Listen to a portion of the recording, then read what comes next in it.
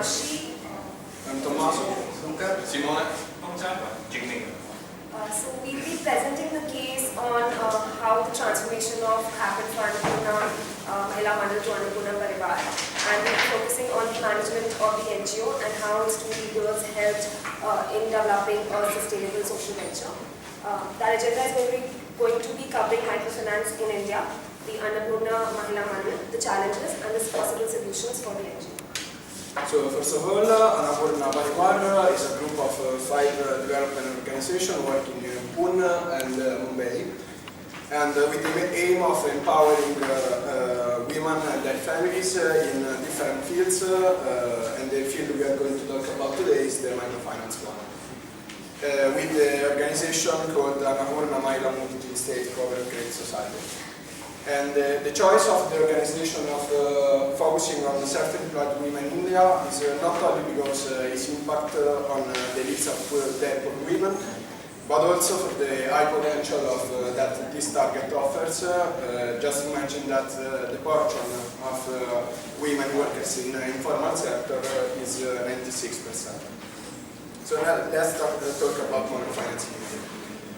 Microfinance, according to the literature, is a movement whose object is a world in which everyone has access to financial products and services, not only as regarding credit, but also savings, on insurance, on payments, and other services. There is a different view during the years of microfinance. First of all, in the 80s, microfinance was made up of agencies delivering financial servicing by institutional resources or by lending technologies. Then, since 90s, there was a change in mindset of policymakers that started thinking microfinance as an instrument for carrying out development projects. And since 2000, there is an impressive growth of the microfinance sector with 2 players and 2 models. In the 90s, there is a huge model, important model called SAG, helping self-helping groups. And in 2000, there's another model called MFI, microfinance institutions. We can see in the chart on the left the growth of the SHGs provided with bank loans, with an exponential growth between full year 2001-2009. And in the chart on the right, we can see the usage between these 2 models. You can see that the first model is the SAG, but also the MFIS is increasing. So, urban microfinance is what this organization is providing, but there are some differences with rural microfinance that can't allow to use that system in the urban one. These differences are maybe true.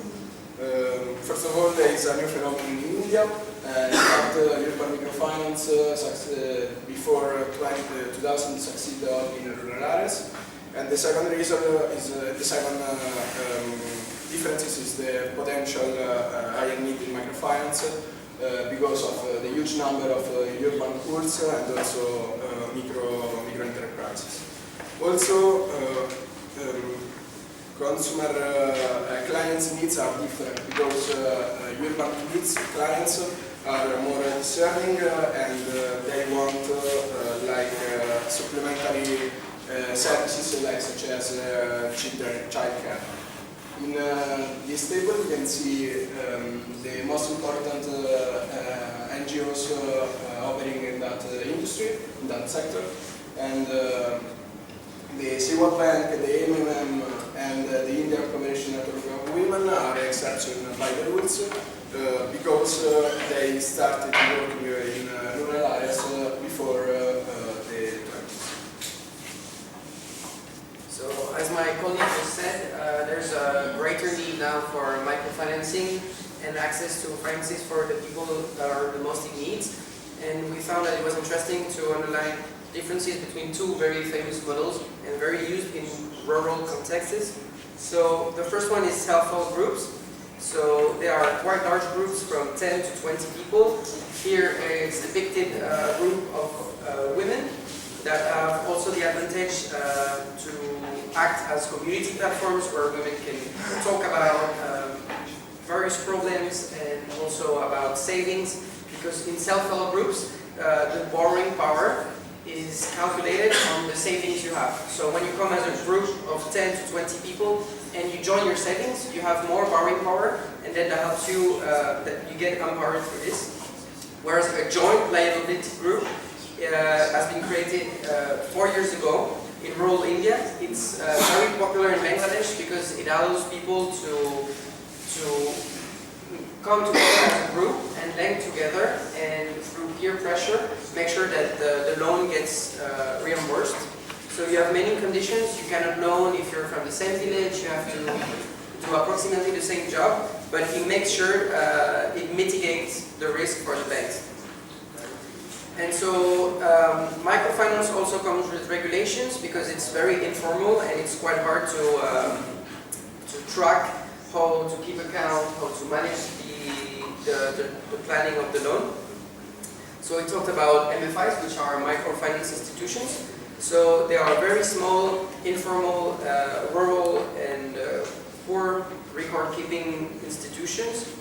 And the problem is that they usually need quite a lot of regulation because planned development programs have problems with high bureaucracy or generation of black money.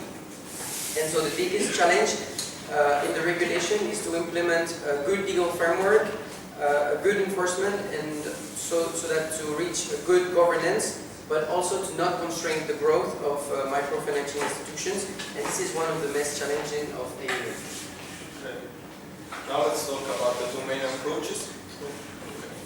The first one is credit only, that is focused on the more importance is given to financial sustainability as early as possible. In fact, non-financial services are something that increase only the cost of the program. In fact, it's a minimalistic and automatic approach. The newest one, the Credit Plus approach, is an integrated and non-automatic approach. It's a combined strategy between financial and non-financial services. In fact, the financial sustainability is a long-term goal rather than as a short-term goal. There are two negative aspects of the microfinance in India, because the first one is the politicians use microfinance to take votes. As we know, more than 50% of population in India lives in rural areas. And it's easier for politicians to make a leverage on the microfinance in those areas. The second one is that during the last few decades, as we saw that in the previous slides, the increasing of competition in India is huge. So now let's talk about the company background.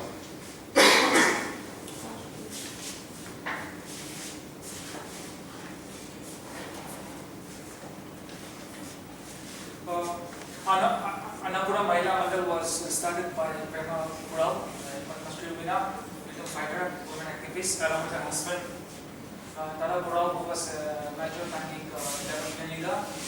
Prema Kurao's main solution to help more needy women was to offer them temporary assistance in terms of food and shelter, and provide them training in something which they are naturally skilled in, for example like cooking or something, and then provide some credit where they could set up their own business and then put them into self-help groups where they could help each other.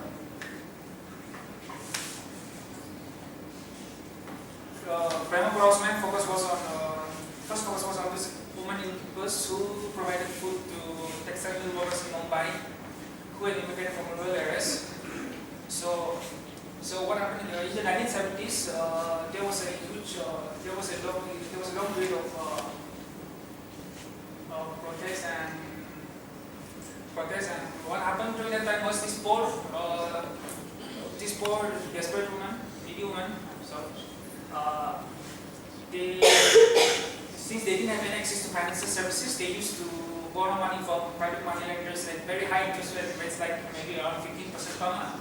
So Prema Purao introduced them, gave them access to financial services such as formalized banks at very low interest rates. Prema Purao, being a woman activist and a freedom fighter, had only one aim, to emancipate women. So the main aim of AM's aim was emancipating women financially, mentally, socially, and emotionally. They wanted to make women self-reliant by educating them in general health, nutrition, mother and child care, family planning, literacy, etc. They wanted to remove the middleman and delete the beneficiaries from private money lenders by exposing them to credit and financial instruments and linking them with nationalized banks. They were against social evils and they were against dowry, child marriage, rape, domestic violence, alcoholism, racism, and polygamy, etc. In 1982, Dada Purao passed away, which made a huge factor in the organization. As in the past, AM had depended heavily on his banking experience, his knowledge of banking schemes, and his contacts in the banks. Their daughter Saman, who was very in tune with the organization's objectives and their aims, was only working through an outsider's perspectives. And she had a very different way, she had a very different views of how the organization should be run when she joined. In the beginning, AM was only offering economic loans. They were not providing wholesome solutions to the to the poor women's needs, such as education of the children or the emergency loans in times of poor health or sudden death. They could only as an intermediary between the active beneficiaries and the bank, and they received a 2% commission, which was very less, and hence the income was very little, and they were not really self-sustainable. Hence, under initiative, they started Annapura Mahila Cooperative Society in 1986, which provided more autonomy to the organization in terms of giving loans to this poor needy woman. Microcredit as a tool for women empowerment. Annapura Mahila Mandal used microcredit as a tool to empower women by promoting economic coordination, developing self-awareness and self-respect, and by providing economic opportunities. Access to savings and credit along with access to other non-financial services such as peer-to-peer learning, training, and healthcare, etc. went a long way in building women's confidence and increasing their awareness. Women gain self-respect and avoid their opinions and their positions within the family as well as in the locality increase dramatically.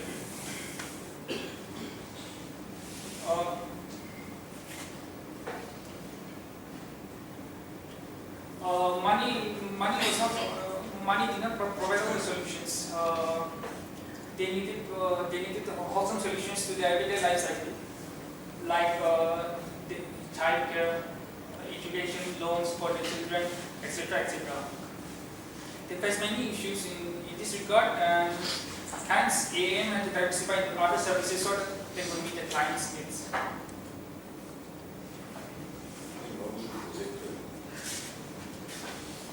Are you having stuff on the screen? Yeah. This is the projector screen.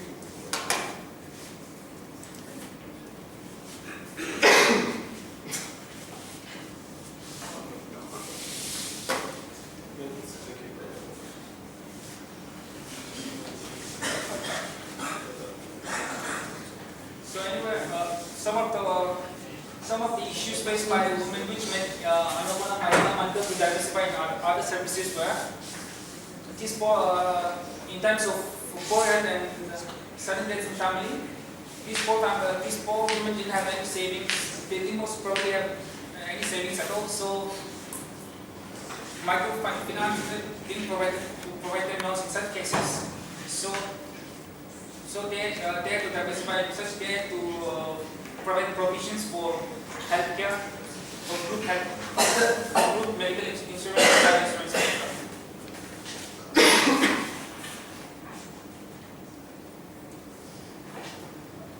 Another issue facing these young,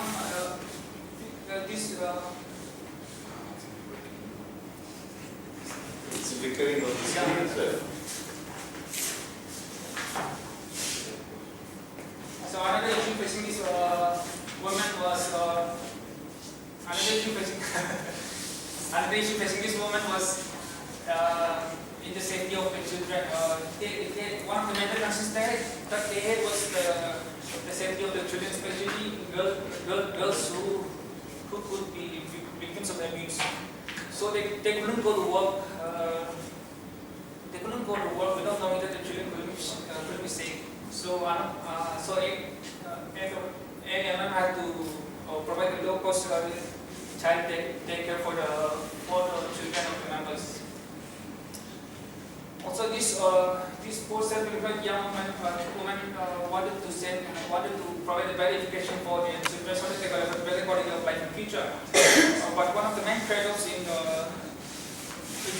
investing in educating the children was that they were losing a source of income from the children who either work as child laborers or save money by doing household chores and looking after the siblings. So they couldn't afford to take a second loan to educate the children.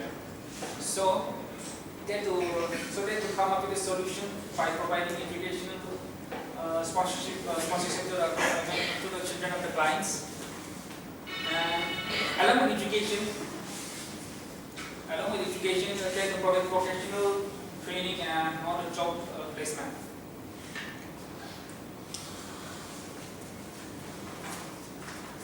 So some of the management challenges that this NGO faced, we want to cover that and the solutions.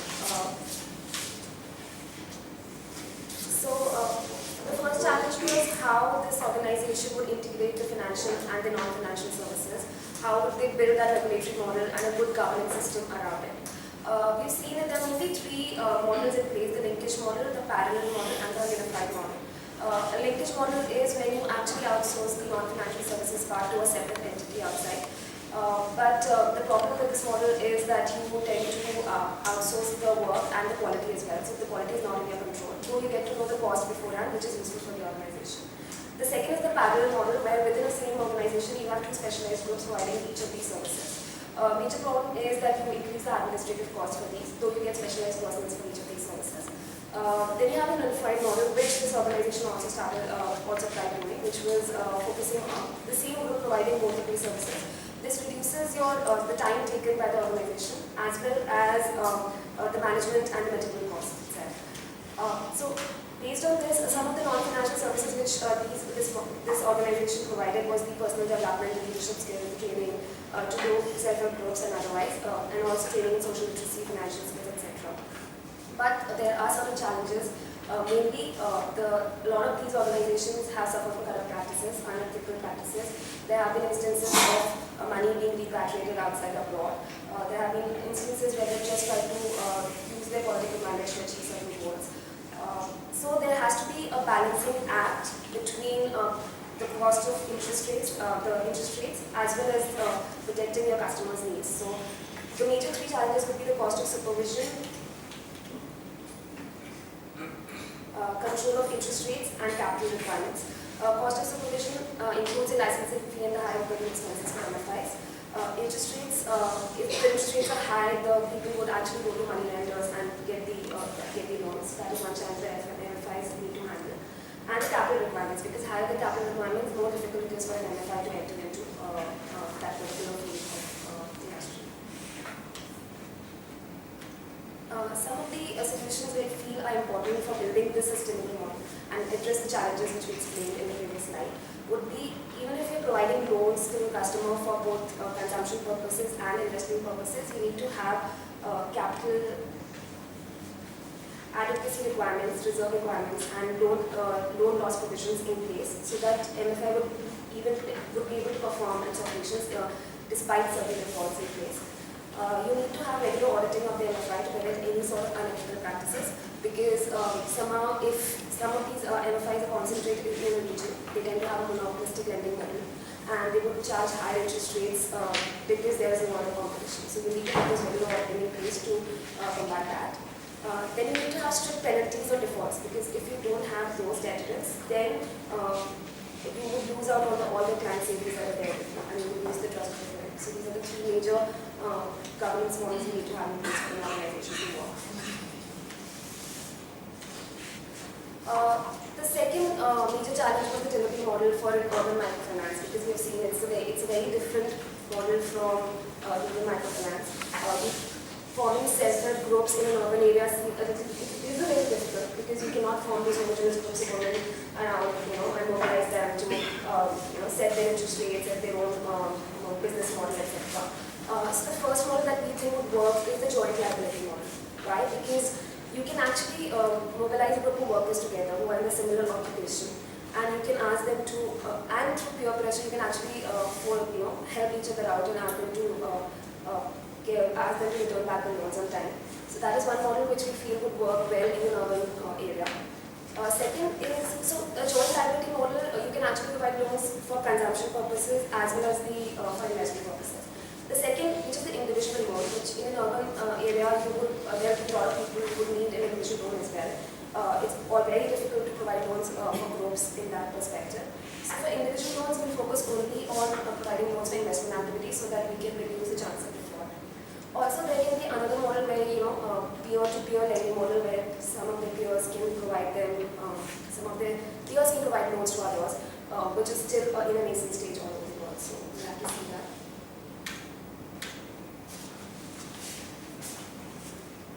Okay, so the third challenge was in the cost-effective technology. So this being an NGO and they're always short on funds and also on manpower itself.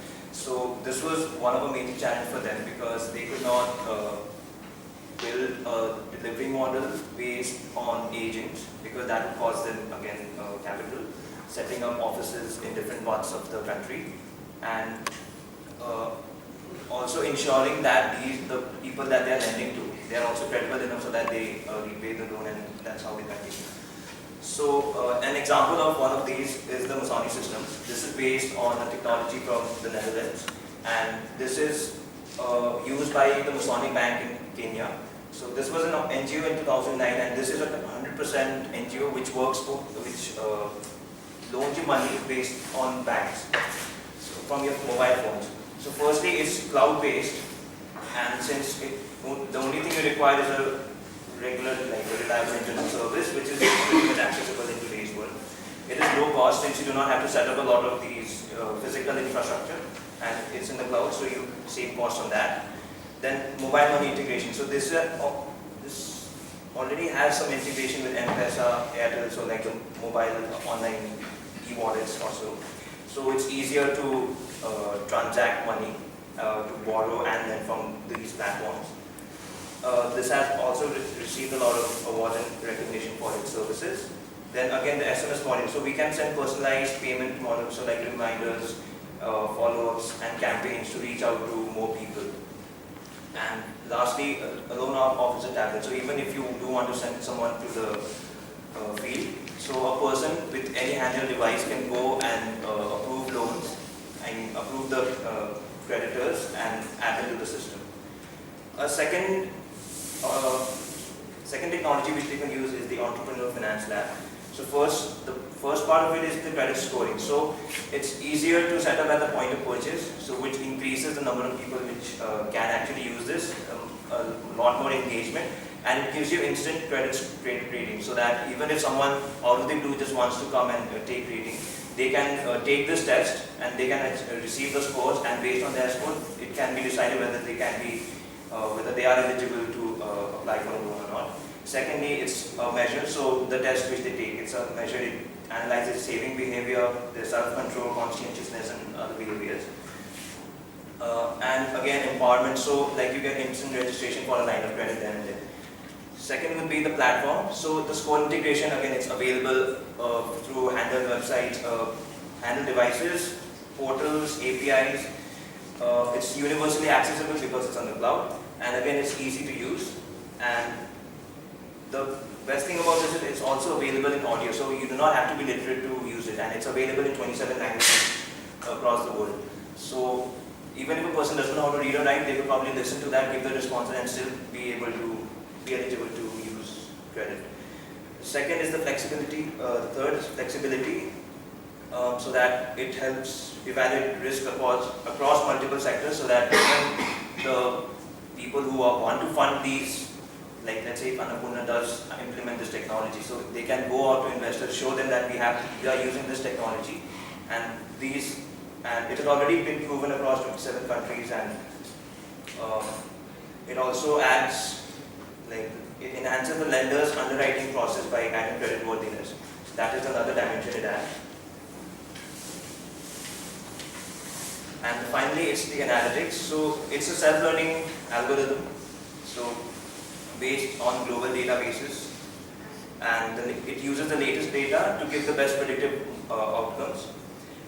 Intuitive indicators, which gauges the person's personal initiatives, and it basically analyzes this. And then again, it is game proof, so that you cannot really game the system. You cannot just fool the system into giving you credit. And finally, the last challenge was being the toughest one, which is like being run from people with a high source of charisma. So like the founders of the NGO, and then now it's on. So right now the daughter is running the NGO, and she wants to implement processes so that it does not have to depend upon a person to run because of his charisma. So from person-driven to process-driven. So while moving from that, an NGO runs because of a person's charisma. It starts and it gains credibility, it gains acceptance across people, and that is how it builds a name for itself. But now, when you want it to sustain for a long time after the person has gone, so you want the processes to be as rigid and as believable as the person who started them. So in business, we say a process is a series of steps that produces a specified deliverable to meet a targeted customer need. So the organization actually is in fact the sum of its processes. Where now our challenge is to take that charisma and all the so like the trust the people have in that founder of the NGO, and bring that into the brand of the NGO itself. So the first step in that would be transparency, where it is a necessary condition. So if all the processes are transparent, if the people know that if at any time they can go and ask, so what is happening with my money and how this NGO actually functions, and then they are given this information that they require. So then that builds trust in the organization itself. And the first step would be thinking that the organization is a set of end-to-end processes and not just a person. That is the first belief that people need to change. And based on that, once you recognize those processes, you have to build process models to capture those knowledges. So every process requires a certain amount of knowledge. Like, let's say, like we are working in the microfinance. So if someone comes, an application processing requires some knowledge. So how much to lend, checking the creditworthiness of the person, that is another, that requires some other knowledge, and so on and so forth. So that is the thing which we need to build. And then developing and spreading this knowledge across the organization, so that the people actually learn how to implement these processes, and they become less dependent on the charisma or the name of that person who's running the NGO. The second would be accountability. Now you have a transparent process, that is fine. Now the second need you need to bring in is people who will be accountable for those processes. And that is again, so allocating these core processes to owners. Now owners in the sense is the people who take responsibility for these processes, for implementing them, and to ensure that all the guidelines are followed, so that the people get what they want. So I mean, everyone is treated equally in that. And again, building enthusiasm for process management. It's not like just because of one person said, so we need to do this. It's because this is the process, that is why we need to do this. Fourth step, again from that, would be developing a culture of teamwork. Again, in a lot of these NGOs, what happens is because of the leader's charisma, they blindly follow whatever he says. But there is no culture of groupthink. I mean, they sit together, brainstorm, come up with ideas and do stuff. So that is again where we need to build that teamwork, and making processes measurement a key part of the system. So accountability can only be there if there is someone to measure the work you're doing. And finally, last part, since this is a microfinance institution, so certification of some kind. So that would assure a high standard for customers and for investors itself, so that both of them gain trust in the name of the organization. And that will be done by training employees in MFI certified courses. So for example, the IBPF, so which is the Indian Banking Association, which floats certain courses which have